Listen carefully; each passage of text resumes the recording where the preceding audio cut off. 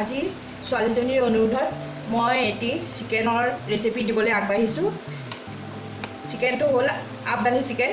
এইটো মোৰ ষ্টাইলত বনাম, তাকে আপোনালোকে চাব। গৰম হ'লে মই প্ৰথমতে এই চিকেনৰ ঠেংকেইটা ফ্ৰাই কৰি লৈছোঁ।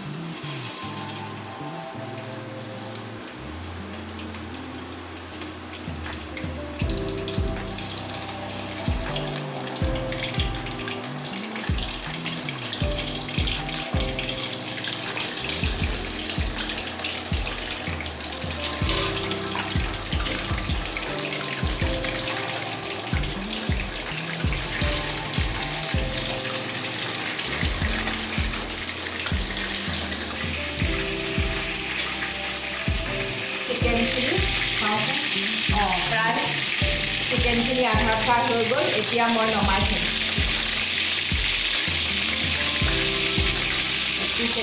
এয়া নমাই থ'লোঁ।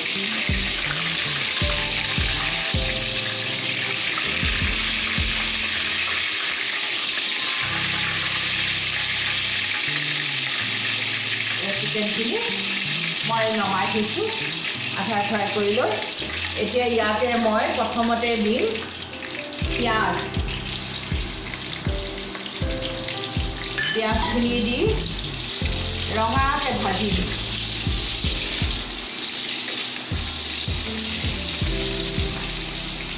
ইয়াতে ইলাচি আৰু ডালচেনি দি লৈ এয়া মই ৰঙাকৈ পিঁয়াজখিনি ভাজি ল'ম।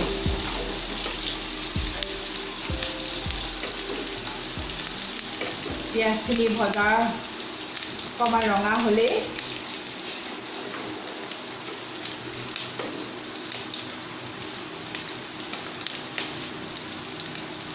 এয়া আদা নহৰু পেষ্টটো ইয়াত ঢালি দিম।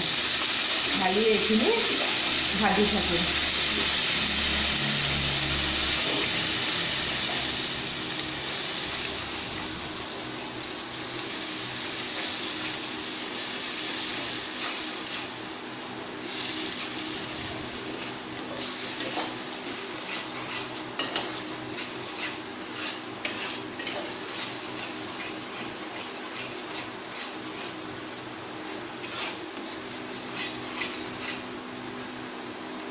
ইয়াতে মই দৈ, জিৰা গুড়ি, ধনিয়া গুড়ি আৰু জলকীয়া ৰং অকণমান দি আৰু পেষ্ট বনাই লৈছোঁ। এইখিনি মই ইয়াতে ঢালি দিম।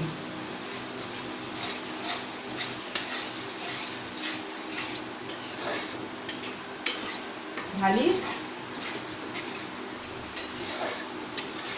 লগত নিমখো দি দিয়া আছে। হালধিটো নাই দিয়া, ইয়াত হালধিটো ব্যৱহাৰ নকৰোঁ। খাই গৈছে। এতিয়া মই ইয়াত দি দিম কাজু পেষ্ট আৰু মগজৰ পেষ্ট এটা বনাই থৈছিলোঁ। এইখিনি ইয়াতে দি দিম।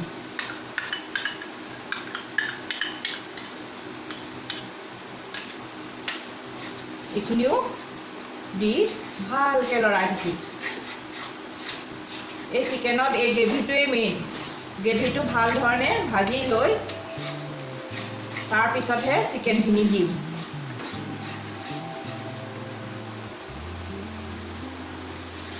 এয়া পূৰা মছলাখিনি তেল ওলাই যোৱাকৈ ভাজ খাই হৈ গ'ল। এতিয়া মই ইয়াতে এই চিকেনখিনি দি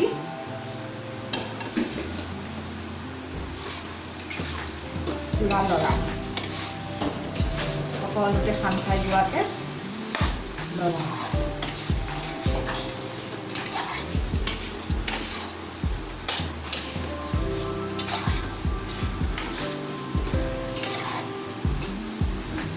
ইয়াতে কচুৰি মেথি দি দিম। কচুৰি মেথি দি অকণমান ইয়াৰ পেষ্টৰে পানী ইয়াত অকণমান দি দিম। লগতে অকণমান গৰম পানী দি এইখিনি সিজিবলৈ অকণমান দেৰি কাৰণে ঢাকোন মাৰি থৈ দিম।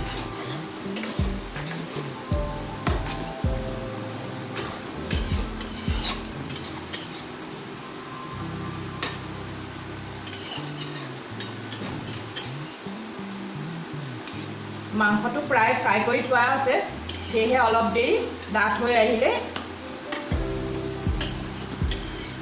নমাই থ'ব পাৰিম।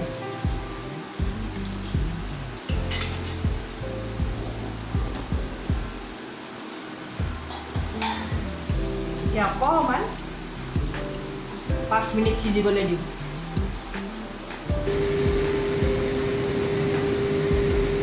ফ্ৰাই হৈয়ে গ'ল মোৰ আফগানী চিকেন। এতিয়া মই নমাই থ'ম। প্ৰায় সিজিলে এতিয়া মই নমাই থ'ম।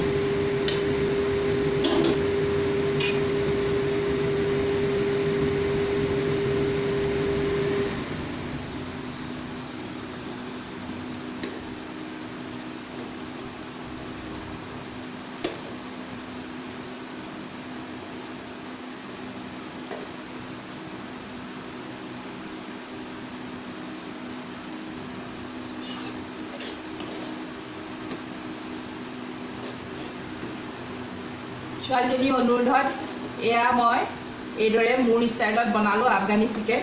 কেনেকুৱা হৈছে নাজানো, আপোনালোকেও এইদৰে বনাই খাই চাবচোন।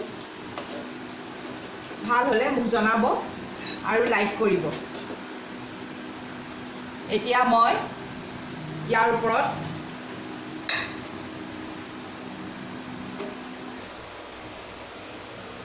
এয়া মোৰ আজি আফগানী চিকেন হৈ গ'ল। এতিয়া ইয়াৰ ওপৰতে অকণমান মই ফ্ৰেছ ক্ৰীম দি দিম ডেক'ৰেশ্যনৰ কাৰণে।